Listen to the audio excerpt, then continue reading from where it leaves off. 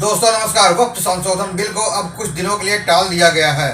बताया जाता है कि वक्त बोर्ड संशोधन बिल पर भाजपा को सहयोगियों का साथ नहीं मिल पा रहा है। यही वजह है कि भाजपा के सांसद निशिकांत दुबे ने खुद इस मामले को अभी शांत रखने का प्रस्ताव दिया है। भाजपा सांसद निशिकांत दुबे ने संसद में संयुक्त संसदीय समिति का कार्यकाल बढ़ाने का प्रस्ताव रखा है। पहले सरकार इस बिल को मौजूदा शीतकालीन सत्र में लाने की तैयारी में थी। जेसीपी के अध्यक्ष जगदम्बिका पाल इस प्रस्ताव को लोकसभा अध्यक्ष ओम बिरला के पास भेजेंगे। निशिकांत दुबे ने अपने प्रस्ताव में कहा कि समिति को और वक्त मिलना चाहिए।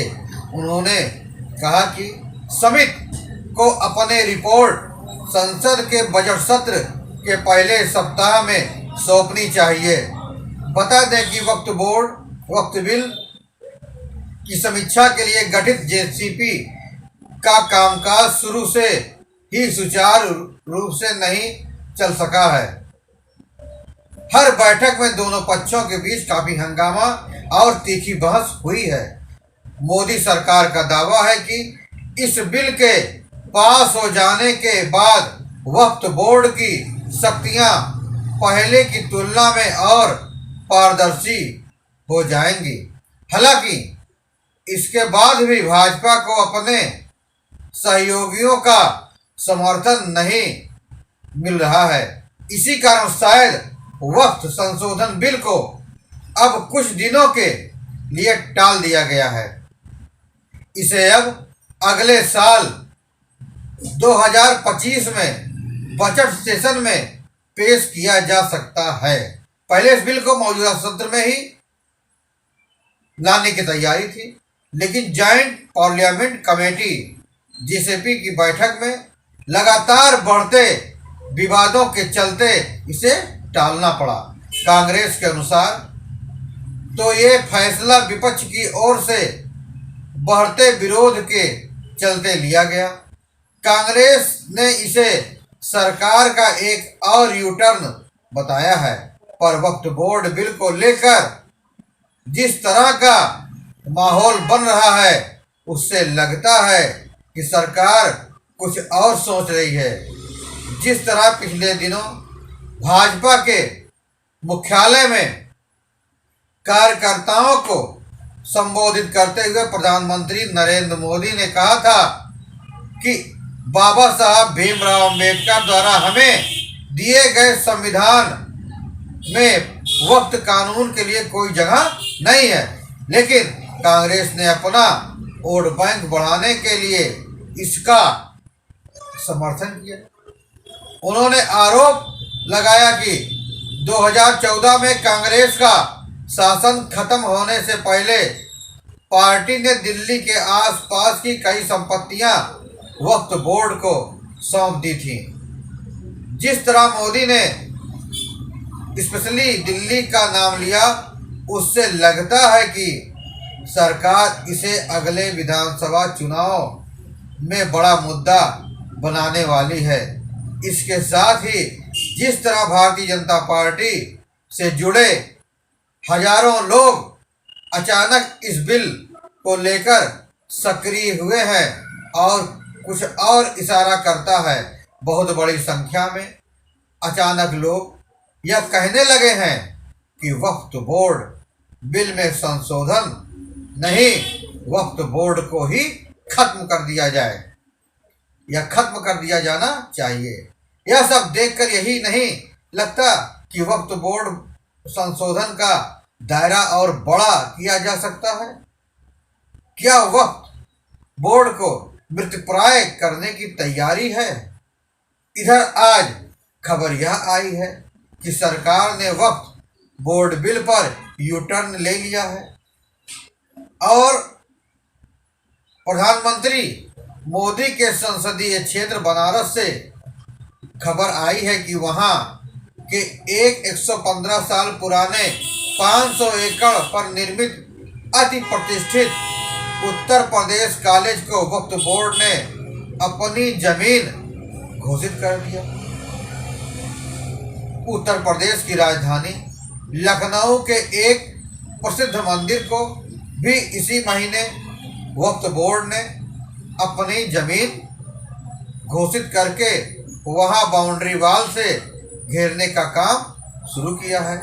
इन दिनों मुद्दों ने सोशल मीडिया पर आग लगा रखी है। पूर्व राज्यसभा सदस्य हरनाथ सिंह यादव ने एक्स पर लिखा कि अब तो हद हो गई है। 115 साल पुराने उत्तर प्रदेश के सबसे पुराने और प्रतिष्ठित वाराणसी के उदय प्रताप कॉलेज पर वक्फ बोर्ड का दावा 1500 एकड़ में फैले उत्तर प्रदेश कॉलेज में 20,000 छात्र पढ़ते हैं। वक्फ बोर्ड और विस्फोटक जनसंख्या वृद्धि इस्लामीकरण स्थापित करने का सबसे बड़ा साधन बन गया है। त्वरित शल्य क्रिया अपरिहार्य है। इसी तरह हिंदू हितों की बात करने वाली एक और नेता साध्वी प्राची ने वक्फ बोर्ड को तुरंत प्रभाव से खत्म करने की बात की है। एक्स पर कुछ लोग प्रश्नोत्तरी भी चला रहे हैं कि वक्फ बोर्ड बिल संशोधन होना चाहिए या वक्फ बोर्ड को ही खत्म कर देनी चाहिए।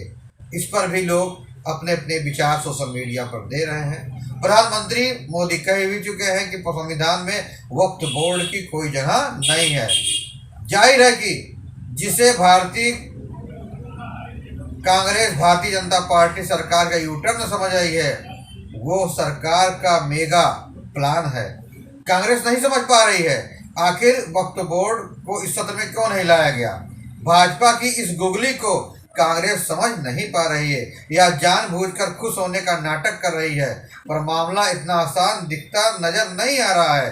भारतीय जनता पार्टी अयोध्या में राम मंदिर का निर्माण कराकर समझ चुकी है कि किसी भी समस्या के समाधान हो जाने के बाद वह मुद्दा खत्म हो जाता है।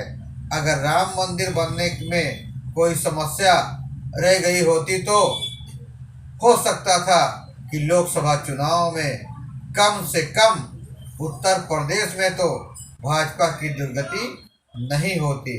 बहरहाल ये सब तो पुरानी बात हो गई है। भाजपा यह जानती भी है कि वक्फ बोर्ड का मुद्दा अभी तो आम लोगों तक पहुंचा ही नहीं है, ठीक तरीके से वो पहुंचा ही नहीं है। अभी केवल मीडिया, सोशल मीडिया पर ही चल रहा है। जैसे जैसे मंदिर, स्कूल, कॉलेज, यहाँ तक गृहणियों के पास कॉलोनियों पर वक्फ बोर्ड का दावा बढ़ता जा रहा है, वैसे वैसे वक्फ बोर्ड को लेकर लोगों के बीच में जागरूकता बढ़ती जा रही है। स्कूल में भी, कॉलेज में भी, गृहणियों में भी, हर जगह इसके बारे में लोग अब चर्चा करने लगे। जब ये चर्चा बहुत होने लगेगी तब सरकार ये समझ जाएगी कि ये मुद्दा लोगों तक पहुंच चुका है, फिर इस पर कोई आगे की निर्णय वो लेगी। कभी यही काम कांग्रेस किया करती थी, मुद्दों को जीवित रखना है और कभी समाधान नहीं करना है। दिल्ली और बिहार में अगले साल विधानसभा चुनाव होने वाले हैं। तब तक वक्फ बोर्ड को लेकर बहुत सी बहसें हो चुकी होंगी। वक्फ बोर्ड बहुत सी जमीनों पर कब्जे की कोशिश करेगा। गंगा और यमुना में वक्फ बोर्ड को लेकर जितना पानी बहेगा, इन राज्यों में भाजपा के लिए उतना ही खाद बीज पानी तैयार होगा। भेजूबीर तहसील सदर के रहने वाले वसीम अहमद खान ने रजिस्ट्री पत्र भेजकर ये बताया कि उत्तर प्रदेश कॉलेज छोटी मस्जिद नवाब टोंद की संपत्ति है, जिसे नवाब साहब ने छोटी मस्जिद को वक्फ कर दिया, लिहाजा ये वक्त की संपत्ति है। और इसे नियंत्रण में लिया जाना चाहिए। अगर 15 दिन के अंदर कॉलेज प्रबंधन की तरफ से अगर कोई जवाब नहीं आया तो आपकी आपत्ति फिर नहीं सुनी जाएगी। इस पर जवाब देते हुए उत्तर प्रदेश कॉलेज शिक्षा समिति के तत्कालीन सचिव UN सिन्हा ने 21 दिसंबर को कहा था कि उदय प्रताप कॉलेज की स्थापना 1919 में चैरिटेबल एंडाउमेंट एक्ट के तहत हुआ था। इस पूरे मामले पर उदय प्रताप कॉलेज के प्रिंसिपल प्रोफेसर DK सिंह ने बताया कि उत्तर प्रदेश सुन्नी सेंट्रल वक्फ बोर्ड की तरफ से उत्तर प्रदेश कॉलेज में मौजूद एक मजार की तरफ से एक नोटिस भिजवाई गई थी कि उत्तर प्रदेश कॉलेज की ज़मीन उत्तर प्रदेश सुन्नी सेंट्रल वक्फ बोर्ड की है, जिस पर तत्कालीन सचिव ने जवाब भी भेज दिया था कि यह जमीन एंडाउमेंट ट्रस्ट की है। ना तो जमीन खरीदी जा सकती है और ना ही बेची जा सकती है, और किसी भी प्रकार का मालिकाना हक भी है तो भी समाप्त हो जाता है। यह किसी अवांछनीय तत्व की हरकत है जो इस जमीन को उत्तर प्रदेश सेंट्रल वक्फ बोर्ड की जमीन बता रहा है। उन्होंने बताया कि जवाब देने के बाद से ही बोर्ड की तरफ से किसी भी प्रकार का आगे पत्र व्यवहार नहीं किया गया। इससे यही लगता है ये किसी की साजिश हो सकती है।